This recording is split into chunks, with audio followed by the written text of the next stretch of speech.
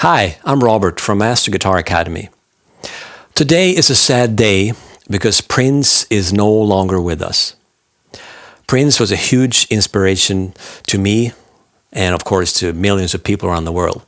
He was just an amazing musician, amazing performer, amazing songwriter, and he was just enormous talent. So today I thought I'll show you some of the techniques he was using when he played funk guitar. As you probably know, he was a master of funk music, and his funky side is probably what made me the most interested in his music. I love a lot of his stuff, but especially the funky stuff. He was just such a master of it. So I'm going to show you a simple chord progression, and I'll show you how you strum the chords to make it really funky and groovy.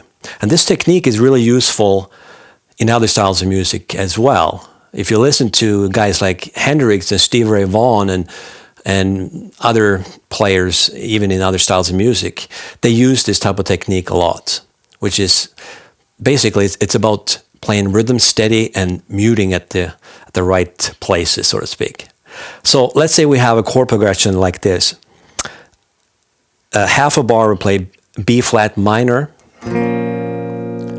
and the second half of that bar C minor, and then F minor for one bar. So 2 bars in total. So this is the 4 chord, 5 chord, and 1 chord.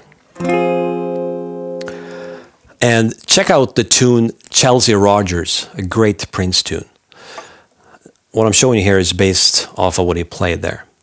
So he's playing mostly on the ands. So 1 and 2 and 3 and 4 and 1 and 2 and 3 and 4 and...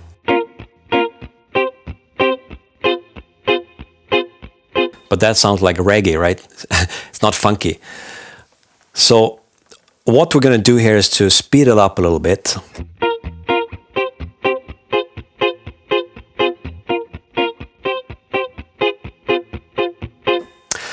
But one of the problems here is that I'm using the full chords, and that doesn't work either.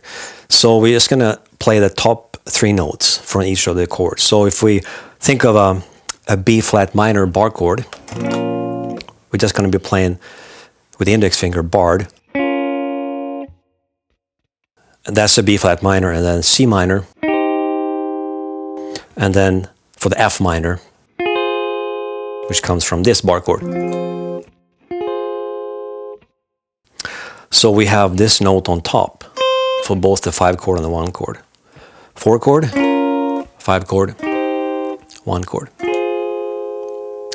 And now instead of playing just upstrokes, I mean, you could do that 1 and 2 and 3 and 4 and 1 and 2 and 3 and 4 and 1 and 2 and 3 and 4 and 1 and 2 and 3 and 4. It's not bad. It starts sounding cooler when you speed it up, as well as you played staccato, which is the next thing I'll get into. But before I get into the staccato thing, let me tell you about a different way of strumming. Instead of just going 1 and 2 and 3 and 4, and we're going to use the right hand as a metronome.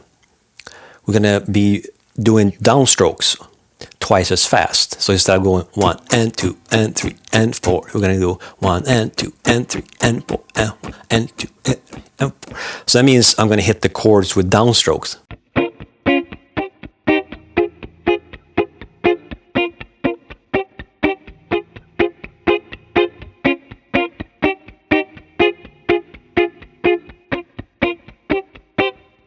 And what's happening here is that if you listen to just my right hand, if I don't even hit the strings, I'm going 1, 2, 3, 4, and 1, 2, 3, 4. 1, 2, 3, 4.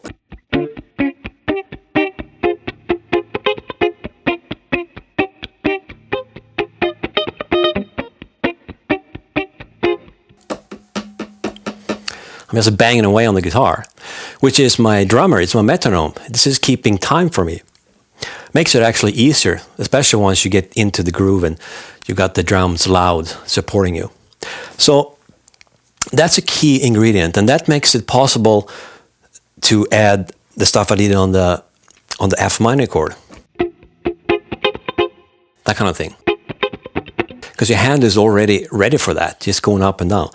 So I'm doing 16th notes, accents basically, and I can play around with that as long as I know where each downbeat is. 1 and 1 and 2 and 3 and 4 and 1 and 2.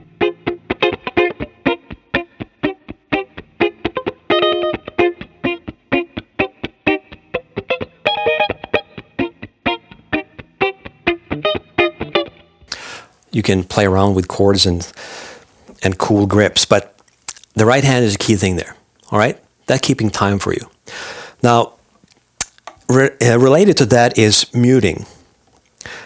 You could practice just putting the left hand fingers across the strings and play.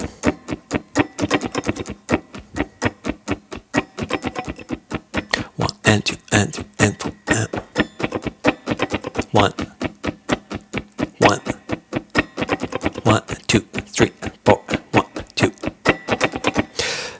The muting I'm talking about is the right hand.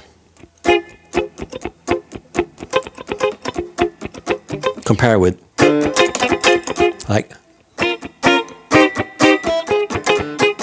I couldn't play that. I need to mute with the right hand. So when I'm doing this banging,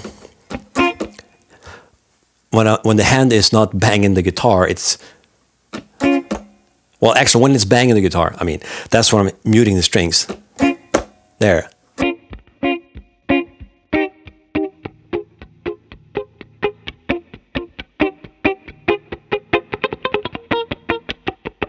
You know, it can go really fast. So hitting the guitar, my hand, this part of the flash is just coming down on top of the strings. Which is another reason for why this technique is really useful. And then the left hand also has to work with muting. And also staccato, because you hear that it sounds better than when I do this.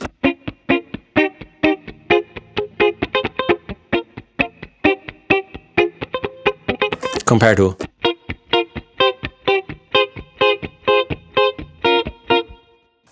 Because in that second example, I let the notes of the chord ring out more.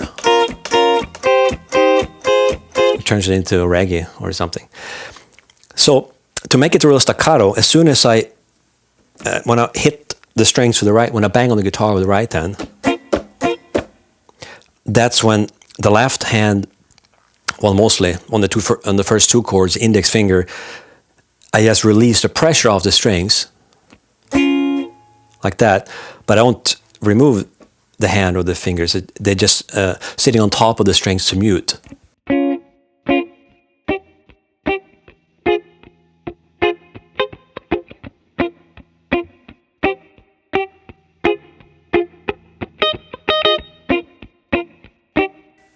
So in that respect, I'm using both hands together, right there, and right there, and right there.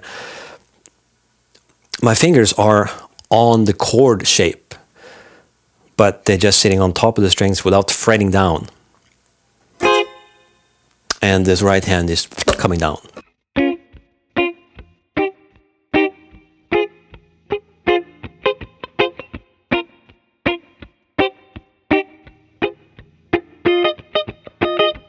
Really useful and really important technique to get used to, because you can use this in, you know, a lot of styles of music, and it's really fun and really cool way to play, and will also make your timing better, because you're going to be more in the pocket when you can do this.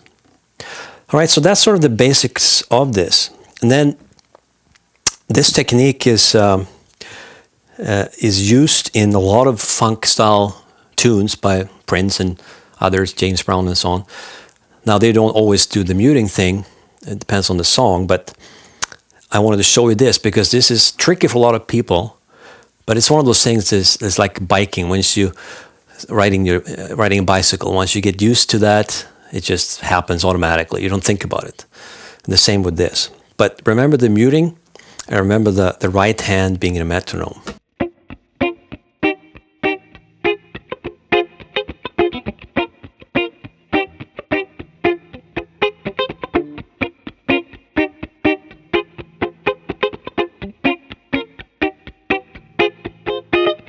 And now those accents, I'll play.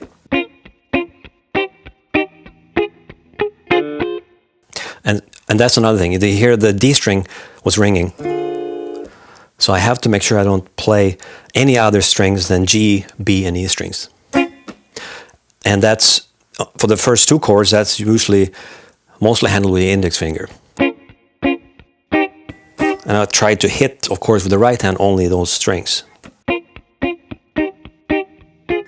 And on this chord, it's the touching the D string.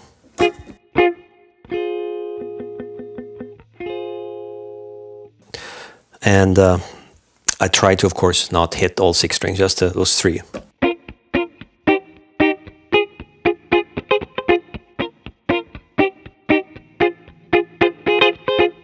Ba ba da ba da ba ba ba ba ba ba ba ba ba ba da da da da da da. That's the rhythm. Da da da da da.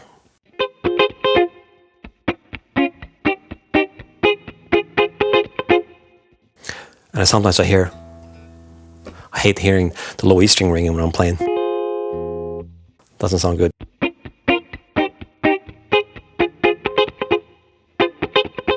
But again, it's muting the D string with the ring finger, but this hand is taking care of those two best I can. Because I'm also moving around, so.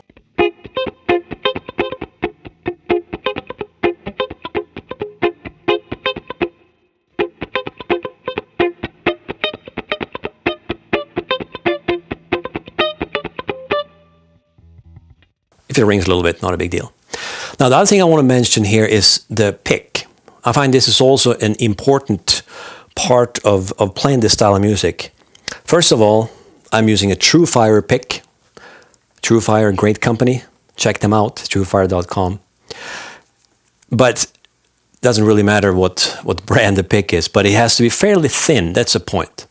I usually like using pretty fat picks, like 1.5 millimeters or maybe 2 millimeters sometimes even fatter picks. I like that for single note stuff. But when you're playing this style of music or this technique, when you are strumming a lot over strings like this, having a real thick pick might actually make it more difficult because it digs in too deep in the strings, like this way, into the strings. So a thinner pick makes it easier to get the pick across, and you get less caught in the strings. Now, I think this might be between 0.6 or 0.8 millimeters. So play around with that, see what you find is easiest. If it's too thin and too floppy, it's hard to get the distinct strum going too. So you'll have to find what works for you. I think 0.7 is one that I like to use for this style of playing, for this technique. And the other thing about the pick is instead of using the pointed side, I just roll it over and use the more rounded side. You know, you have 2 rounded sides. And the reason for that is if you have the pointed side, when you hit the strings, it tends to go deeper into the strings. And it doesn't roll across or slide across the strings as easily as this side does, because it's more round, and also I angle a little bit. Instead of having it just the same angle as the strings, I angle a little bit this way. Then it glides across the strings easier. So that's important. A fairly thin pick, use the round side and keep a steady rhythm and try to hit only the strings that you intend to hit.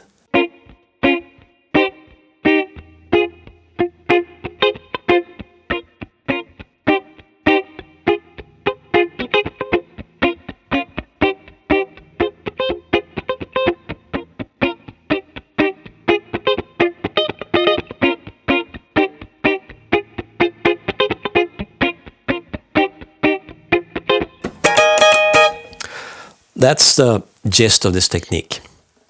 And you can, of course, use it in other songs. This is just one example. But play around with this technique and listen to a lot of Prince music, James Brown, Parliament, and Funkadelics.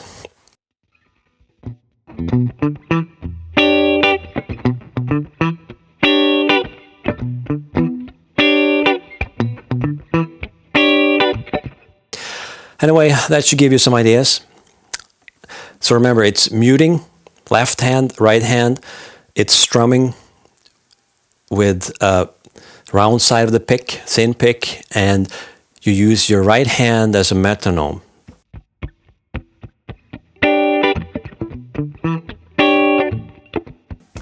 And you kind of bang on the guitar. It makes it easier to keep time, and you're going to be more steady with your strumming. So I hope that helps. Let me know what you think. And subscribe to my YouTube channel if you haven't already. And God bless Prince. I'm sure he will be playing a lot of great music wherever he is now.